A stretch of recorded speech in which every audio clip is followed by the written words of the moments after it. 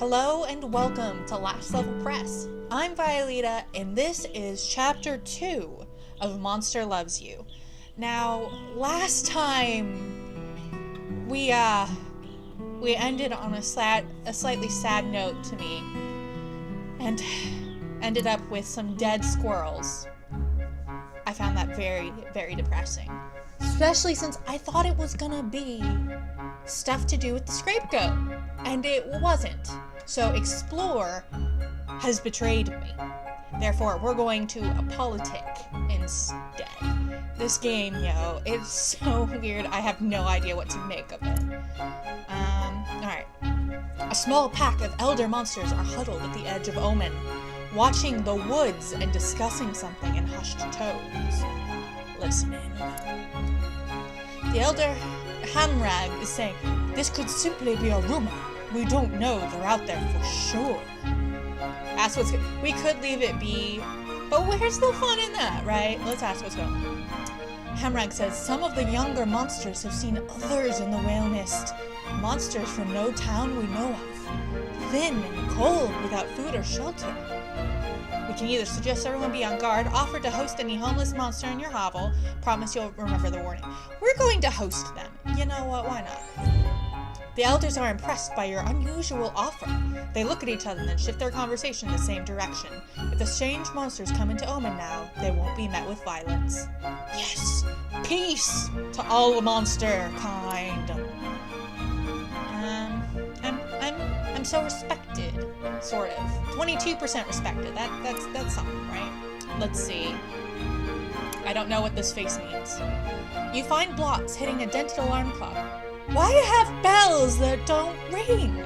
Is this some kind of riddle? Before he can answer, he throws the clock over his shoulder and glowers at it. Stomp all over it for him, take it for your home, try to fix it. You pick up the clock and examine it with care. It's too complicated. More complicated than anything a monster has ever made. And that includes monsterlings. Oh, bird. Wheels and cogs and gears and levers and slides and all kind of things. This is too hard. Just take it and stick it in your hovel as decoration. Keep poking at the clock. We're going to keep poking it. We're not going to hit it. It might explode. Even though it's so complicated that you might get your claws caught inside it or get a spring to the eye or accidentally hurt blots. Or hurt blots on purpose, for that matter?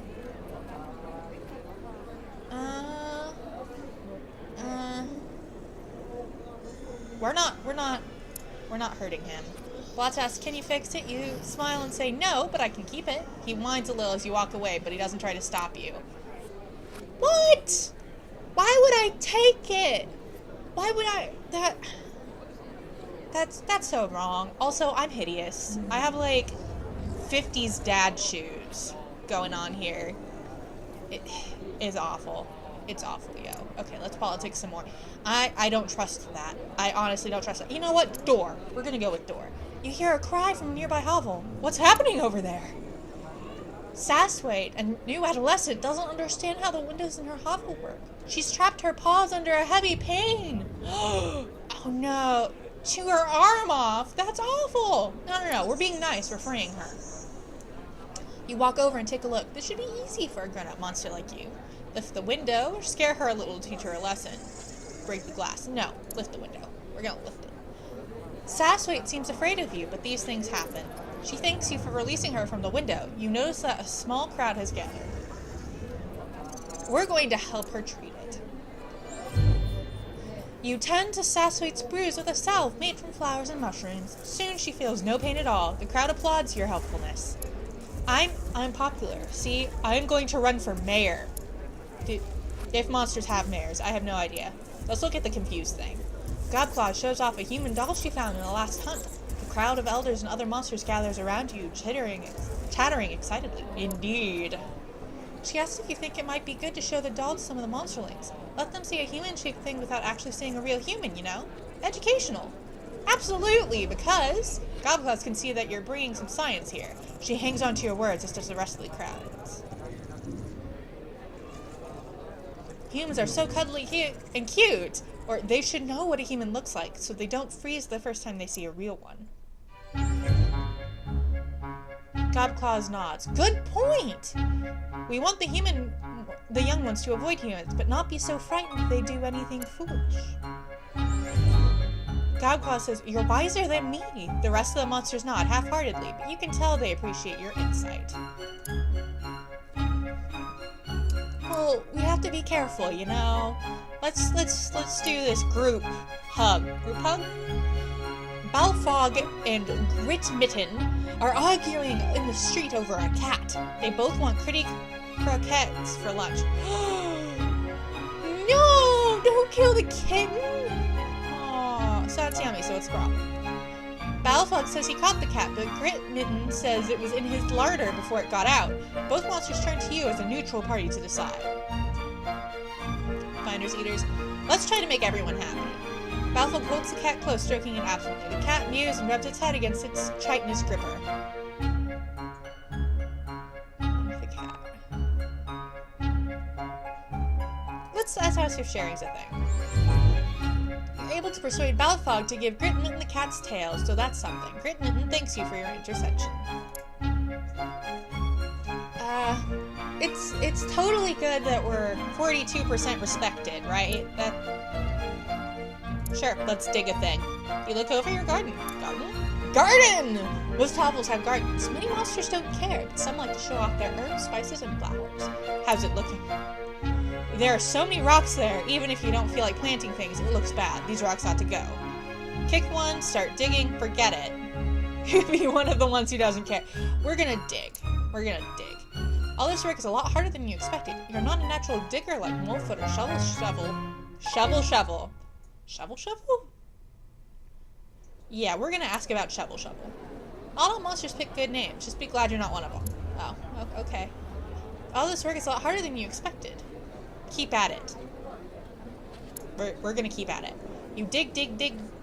You dig. It's hard, but you eventually get better at it. Dig. When you're done, the garden looks much better. All that digging turned over the earth, too. That's probably a good thing. Catch your breath.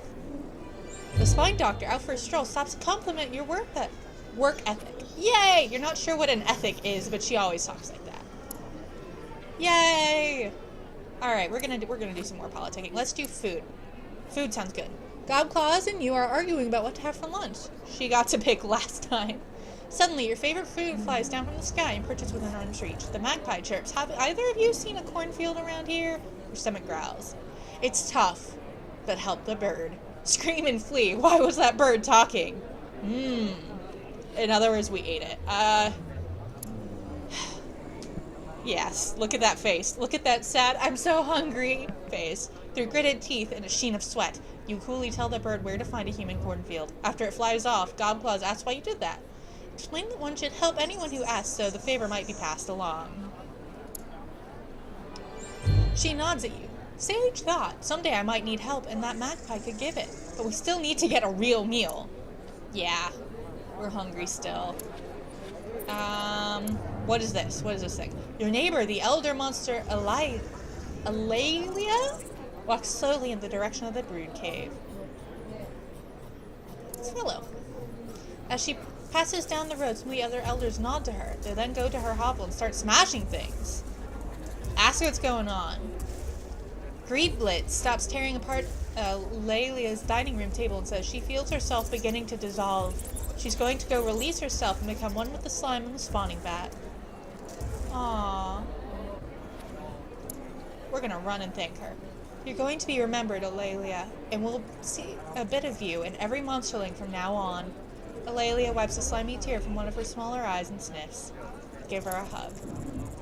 You hug Alalia. She squishes. Her body is already starting to break down and dissolve. She breaks away, smiles one last time, and walks quickly toward the brood cave. You'll never see her again. Oh, that's kind of really sad, actually. Aww. You sit with Nash and Gobclaws on a tattered red blanket, eating cookies and talking about artifacts.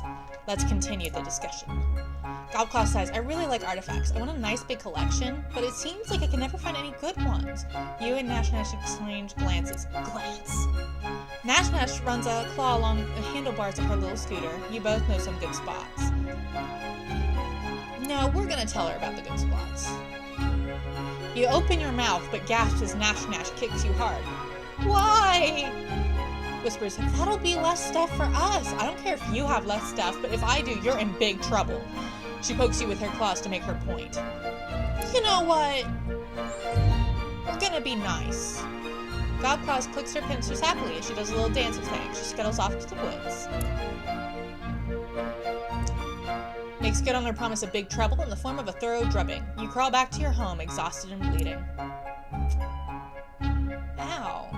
Is there nothing left? I can't do any more politicking. I have to explore. Oh dear. See, that's the scapegoat icon. And I like the scapegoat. But it betrayed me because it wasn't actually anything about the scapegoat. Don't use the icon if it's not going to be the scapegoat. That's just all there is to it. You spy a wolf pacing outside a small wooden cabin. From within the building, you can hear the bleating of goat kids. Watch the wolf. He's trying to get in, but the goat kids have barred the door. Attack the wolf.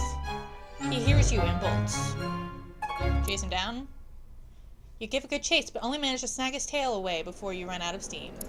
Dang it. No, the tail. A bit gristly. Still not a bad meal. Oh. I'm eating the tail, huh? Let's see. What's this face? Frowny face. You scoop a big fish from the forest stream. So you're about to bite into it. It says, wait! I'm magic! I can grant you a wish. Dispute this spurious claim. All I wish for is something to eat, you snarl. The fish realizes what you mean as soon as you bite into it. I don't know that made any sense, but you know what? That's fine. Let's go with... Oh, sorry for bumping the mic, guys. Let's go with that face. Yeah, that expression. You come upon a scene of hundreds of frogs all gathered on a stream bank. They're ribbiting back and forth in what is clearly a debate of some kind, watched by a stork. What are they arguing over? Half of the frogs surround a log as though it is their leader. The other half are huddled at the foot of the somewhat bemused stork.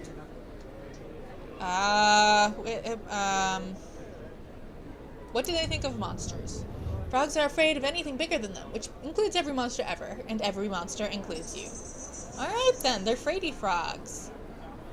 Let's wait and listen.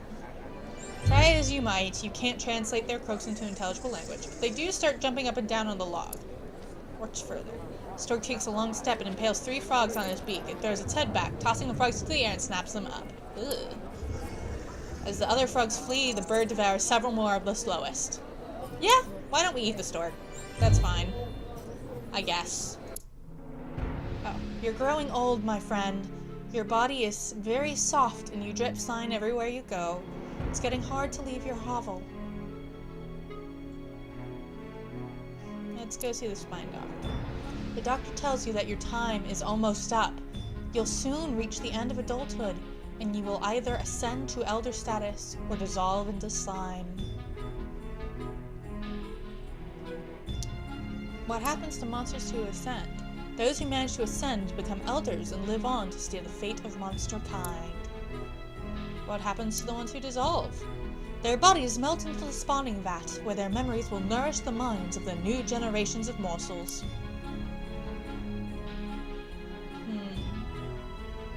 I don't want to stop the process. Let's prepare. A group of elders is waiting at the door of your hovel. They've seen your drippings. They know it's time for you to dissolve or ascend. Go with them to dissolve or become an elder. Ask them to come back later. We'll go. The elders of Omen surround you at the spawning vat. They've built a fire beneath a small cauldron.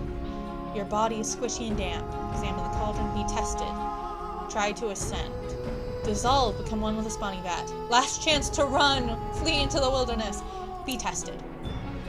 A masked elder comes forward. She says, it's time to decide. All the elders growl and snarl. Question mark. The masked elder claws herself. 3 drops of liquid spatter against the hot bottom of the empty cauldron. Thick vapor rises into the air. Let's listen. The masked elder asks, who has already decided the fate of this monster? Few of the elders approach the cauldron to add fluid to the collection. The liquid begins to bubble. The masked elder has placed 5 flat stones on the ground before you. She says, choose one. Chance will guide your claw. Look at the stones. Each stone is stained with old blood and polished by the touch of many a paw. You can't tell one stone from the other. The masked elder has placed 5 flat stones. Pick a stone that looks good. The other side of the stone is etched with a crude glyph. It shows one monster kneeling beside another injured monster. The masked elder says, we will test your kindness. Be tested. A huge elder carries another monster close to the cauldron. The other monster is half melted and hard to recognize. It's Nash Nash, or what's left of her. She's begun to dissolve like you, and her condition is far advanced. What's going to happen to her? The masked elder says, we have decided that Nash Nash is too violent. There is a place for pure ferocity in our world, but it must be tempered with other qualities. Regard your own soft, waddly claws. The elder says, see her eyes? She still seethes with pure rage. Perhaps you can calm her before the end. Risk your own life to save hers, or console the dying Nash Nash. We'll console her.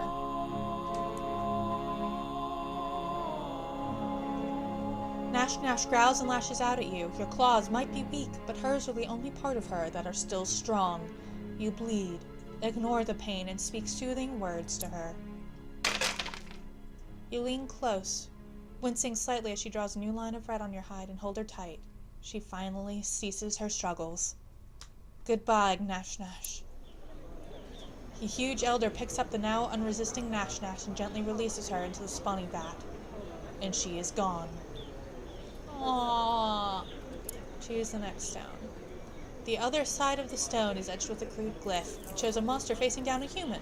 The masked elder says, we will test your bravery. The elders add sticks and dry leaves to the fire until it grows huge and hot. They remove the cauldron and retreat before the roaring flames, one by one, until only you remain. Chance to a 50% chance you will die. Try to stay near the fire. It's hot, very hot, and your body begins to pull away on its own. You gather your will and remain in place. Your excess slime begins to dry out and crack, but as the fire dies down, you're still here. Several monsters howl their approval and step forward, adding more fluids to the iron cauldron. Approach the cauldron. You hold the cauldron, which contains the portentous infusion. It's heavy. Look in the cauldron. It's quite full, and there's far more blood in there than slime. Okay. Well, we're gonna ascend. You drink the bubbling concoction and then belch, and howl. Your body solidifies almost instantly. You are an elder now. Yay! I'm brave and kind. You are now an elder. You are welcome in Znak, the oldest of the monster towns. In this stage of life, if you play your cards right, you'll be able to affect both the way monsters view humans and vice versa. Use your powers of persuasion wisely. Choose wisely. Alright, let's see. What's this? Elder Prudence is tiring of the debate about living alongside humans. Listen to her argument. Prudence says they can't even eat a squirrel without killing it first. Their bodies are only slimy around their assorted holes. Why bother to talk to them? We're best off keeping our distance forever, she slumps down disgusted. Frosty, humans kill their food to spare them pain. Success. One elder agrees with you. It makes sense. A series of grunts and snarls follows, and the crowd agrees that this explanation speaks well of the kindness of humans. Oh, yay! What's Carmen? I don't know what this is. Hugs. Yes. You're hiding in a shiny wood building. 2 humans are holding hands in front of another human. Aha! What does that even mean? He makes a lot of noise about a witness? The other 2 look around disappointed at the empty room. Pull your hat over your head and offer to be a witness.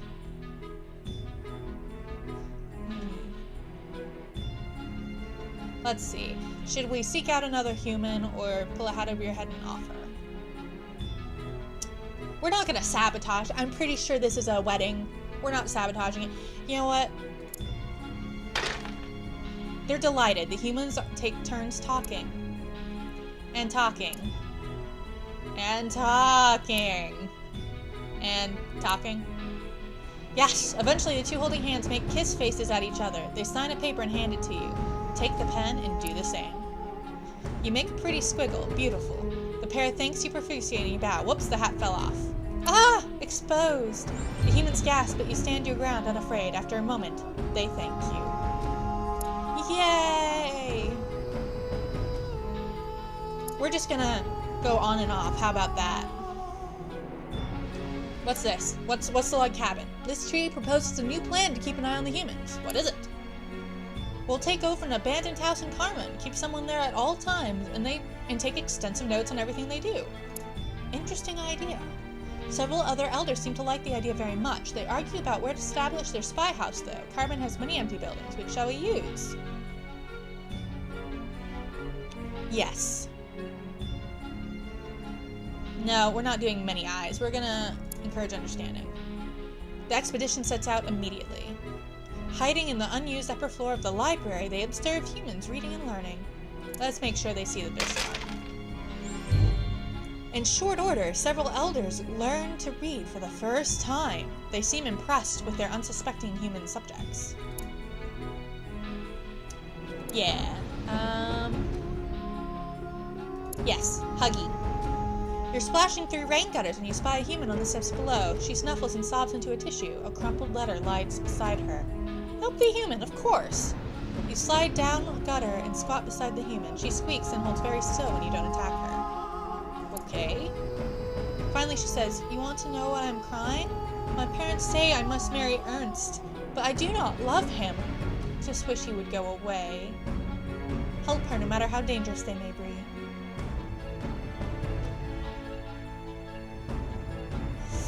Bravery or ferocity, and harmlessly scare him away. The human takes you to the home of Ernst under cover of darkness. She asks him to withdraw a proposal, and then when he refuses, you leap out of the shadows and shriek. Ernst laughs and pats you on the head, calling you cute. You slink away, humiliated. I'm so sorry, ma'am. I'm not ferocious enough. I feel bad. I have to try again. Yeah, that face. Sure. An older human and many children sit in rows in a hot, echoing room. The older human drones on while the children look at everything but him. The windows, the clock, even your hiding spot. What's the older human saying? He's telling them about lifeology. You know about that, but judging from his expression, he doesn't seem to find it very interesting himself. Step in and show him how to teach. You burst into the classroom and everyone stops to stare at you. For one precious moment, nobody does anything. Let's see. Behind doctoring requires kindness or workings of living things. Cleverness. Let's do that. You begin by telling them that one must know one's own heart to work with the hearts of others. The children listen as you go on about compassion and its use in healing. You explain how kindness is the only real virtue, the origin of all others, and that by the time the class is over, you're hopeful that some of the children will go on to be doctors. You leave, surrounded by thankful humans. Yay! Alright. We're gonna politic. We have to get them over 50%. You know, we gotta do something here. Let's see. Question mark. The same thing. Grit Mitten shouts, might makes right. Prufrock replies, not always. We should talk more like the humans do. Debate is powerful. You explain how humans can come to a decision as a group without slashing or biting anyone. The other elders are intrigued by your words. Go on. When you start describing voting, they lose interest, but they agree that words hold great power. Yay!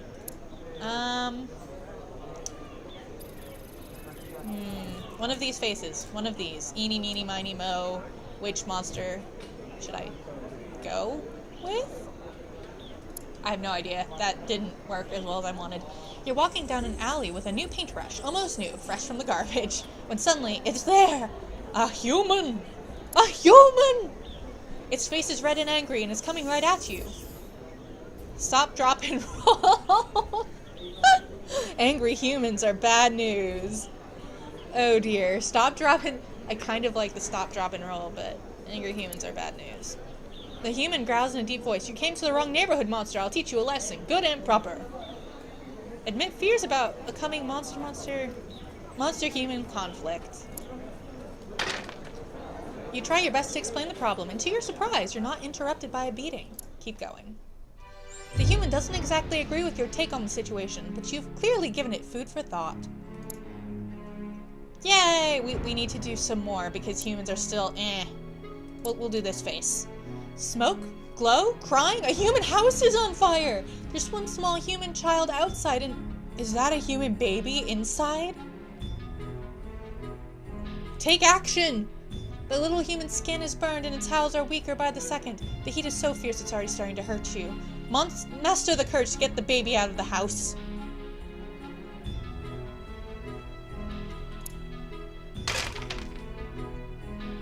You crash into the building and duck as a gout of flame rushes at your face. Ow! Keep at it!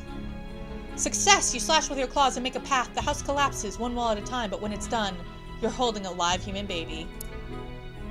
You both tumble out of the building in a cloud of smoke. Several humans come up and wrap you both in wet blankets, thanking you. My job here is done.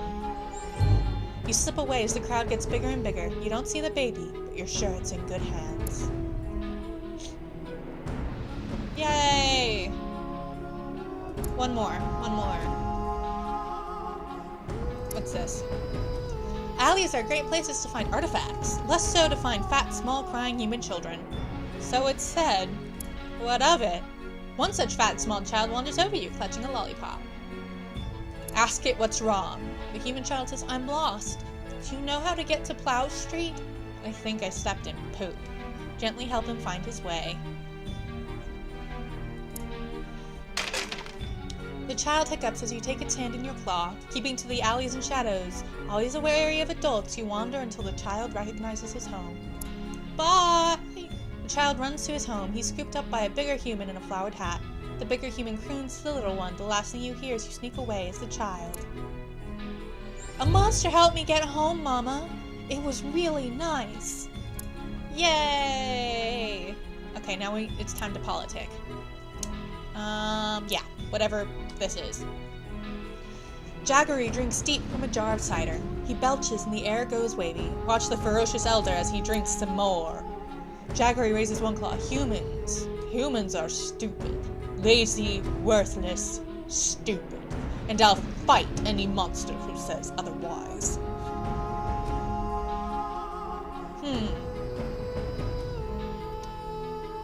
Let's see. Altruistic and generous. Drawing on your own experience with giving and helping other monsters, you select several excellent examples of human kindness. It's really just a question of knowing your subject. Jaggery himself is too tipsy to consider it, but everyone else is quite impressed. Yay! Oh no, only 4 days left. Okay. What's this one? You sneak up to an open window. A human sits on an overstuffed chair. Her back is to a desk covered in... Wait a minute! It's a maps! With red X's on them. Look closer.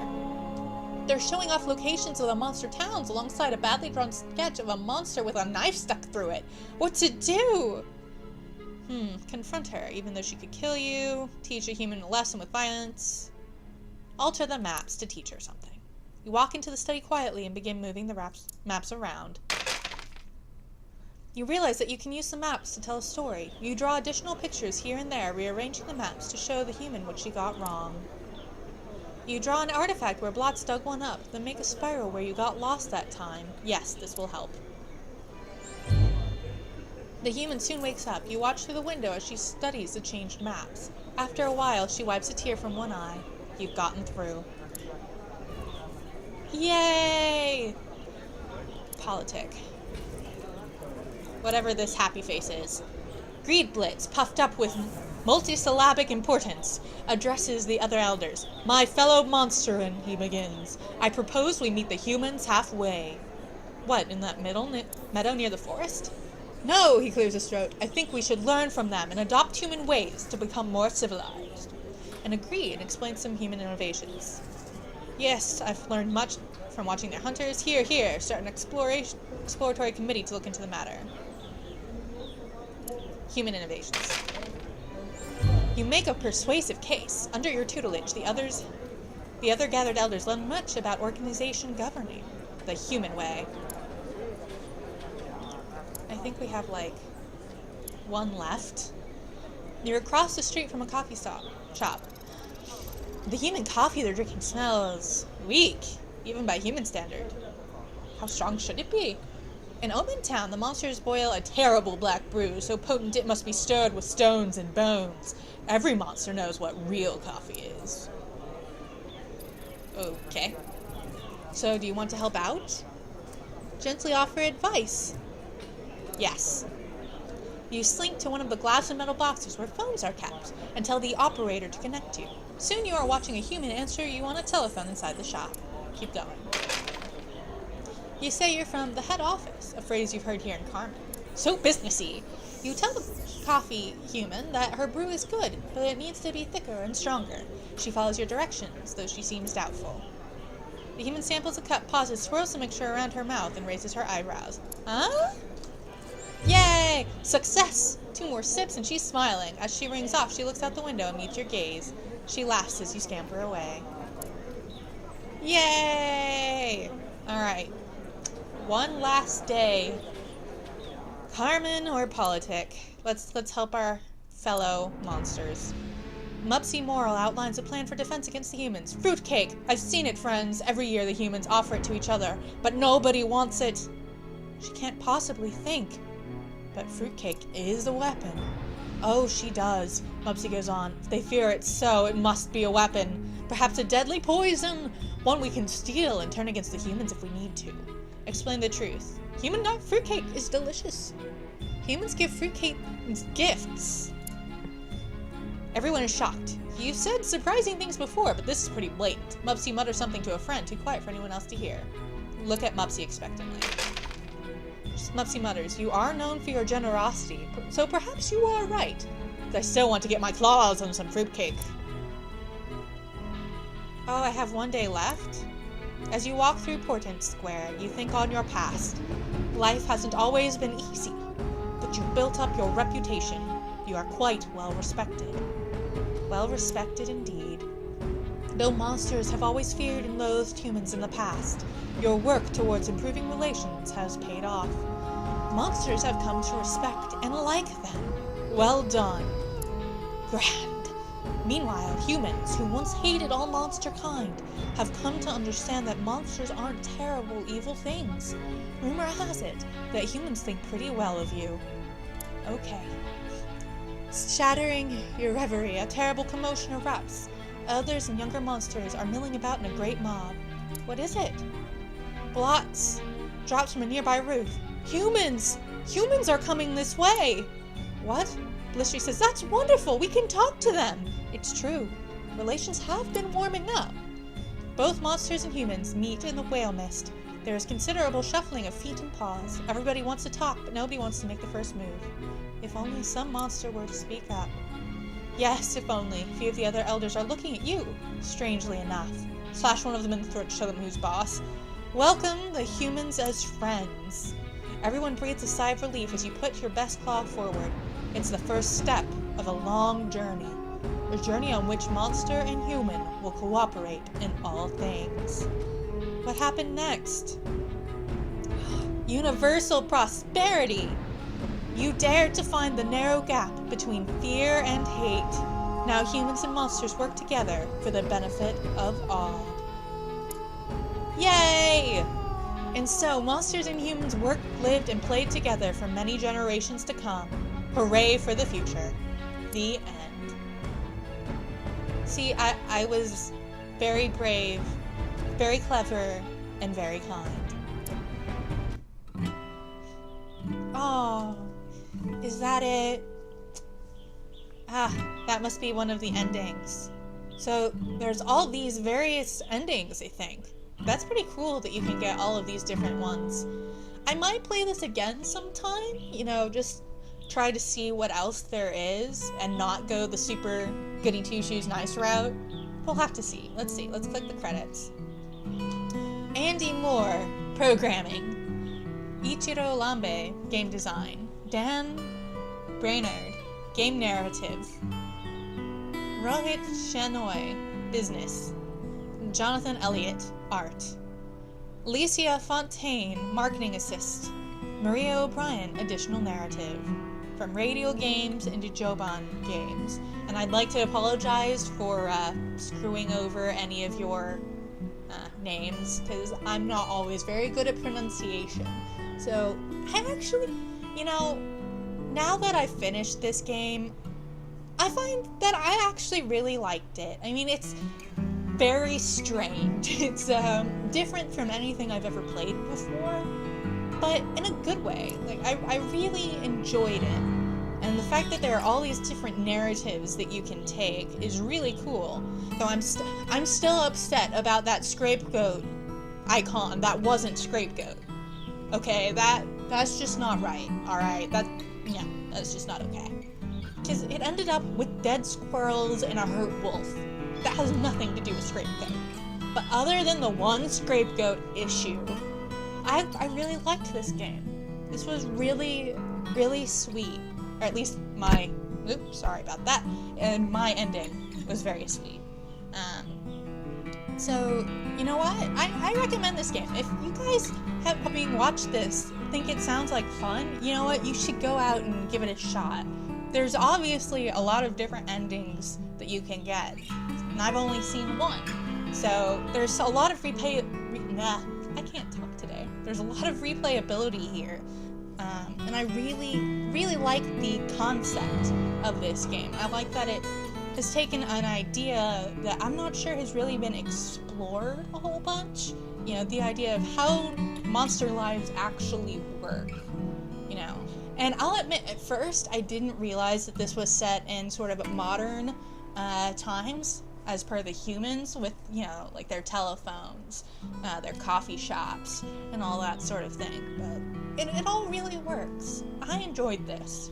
I hope you guys did too. Thank you so much for joining me on Monster Loves You. I might revisit this later just to see if I can't go through a different path, but we'll have to see. So, as always, thank you guys for watching here at Last Level Press. I'm Violeta, and I will see you guys next time. Go out and game, you guys. Bye!